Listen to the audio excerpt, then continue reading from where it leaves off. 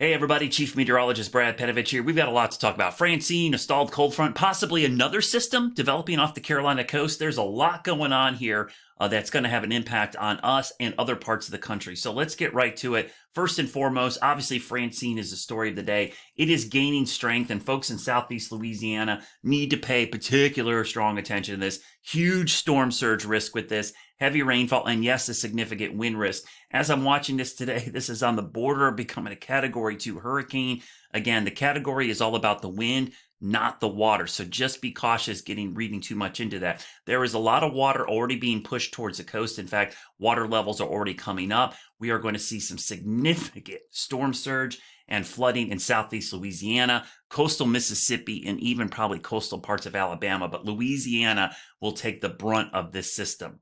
And as always, storm surge is the big story. So let's get right to that storm surge. This was the track from this morning. We'll get an updated track. It's not going to change a lot. But as you can see, parts of lower Terrebonne Parish, Lafourche, parts of Jefferson, lower Jefferson, and Plaquemines Parish are all going to see some big time storm surge. And particularly these bays like Terrebonne Bay, Atchafalaya Bay, these areas here, they tend to see some really, really big storm surge. And you can see that.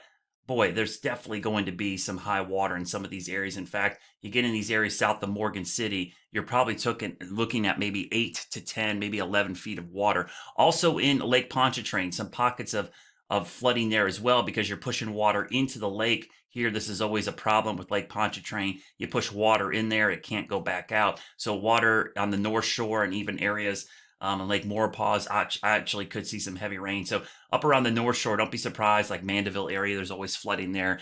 There will likely be some flooding issues in parts of the North Shore as well. But it's really down here in lower Terrebonne and lower Lafourche, I think we're going to see the bulk of the big storm surge. And that's why those areas are under evacuation orders. Now, things get interesting once it moves inland. The steering currents weaken and kind of fall apart. And you can see we've got this stalled front sitting here. Now, anytime you see a stalled front, that's a signal the steering currents are weak, because if the steering currents aren't pushing fronts through, they're not going to push tropical systems or hurricanes through. So once the system moves inland, it's going to get up here and get stuck. This stalled front is going to be in the vicinity for most of the week and into the weekend and early next week. And that means potentially along this stalled front, you're going to see waves of rain and also potentially maybe even another system develop off the southeast coast. And that's something that could be a big rainmaker for the eastern Carolinas. We already know there's going to be some rain from the stalled front in the western Carolinas, but the combination of the two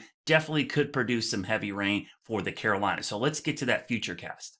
So let's get right into the forecast. I've been asked a couple times, is the rain heading our way this weekend associated with Francine? Well, it's kind of a tough question because it's kind of a yes-no answer, but directly I can say no. Francine is not going to have a direct impact on us, but an indirect impact because the circulation itself is going to be well to our west. But what's happening, you see the high pressure here.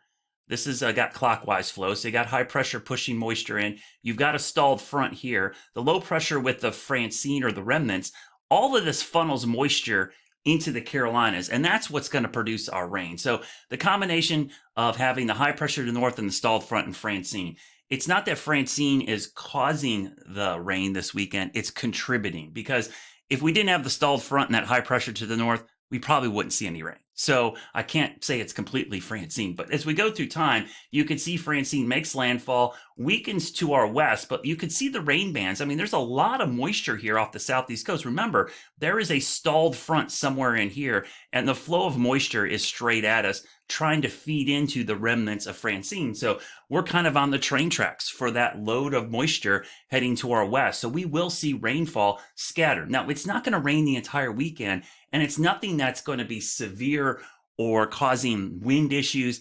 So if you can deal with rain, you'll be okay. It's not going to cancel flights here. It's just going to be rain, right? The problem is if it rains in certain spots for a long period of time, you get flooding. So we get into the weekend. So this is basically Saturday. We go into Sunday. Notice what's happening off the southeast coast. Francine's remnants kind of fall apart and something starts to form here off the east coast. I talked about this yesterday quite a bit. I do think a new low pressure system will form on the stalled front that's completely separate from Francine. It's not Francine. It's completely different on the front.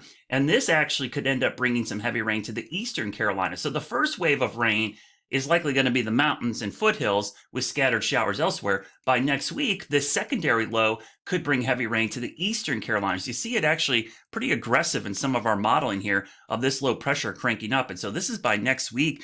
And I'm only going 120 hours out because beyond there, there's still some uncertainty. But just let me show you, the Hurricane Center already thinks there's a 20% chance of development in that region. And model guidance suggests as well that there is a possibility of tropical development here in the Carolinas. And you could see that eventually maybe moving inland to the Carolinas. Not strong. This is tropical depression strength or lower, but there's certainly the potential of something there. Now, when we look at the rainfall forecast, there's actually, we sometimes call this bimodal. There's two influences here. The first batch of rain right here, this is the Francine stalled front rain as you get southeast winds. The second big surge of moisture here in eastern North Carolina, this is from that secondary low. And you can see some of this rain could be really heavy. So there's a lot going on here, as I mentioned, with this stalled front, Francine to the west, and the possibility of a new low pressure system. The end result of all this is there's going to be scattered showers and storms this weekend. It's just not going to be consistent or all the time because we're kind of sandwiched between these two elements. So if you've got plans at the coast or plans to do anything, I wouldn't change them unless you need 100% dry weather.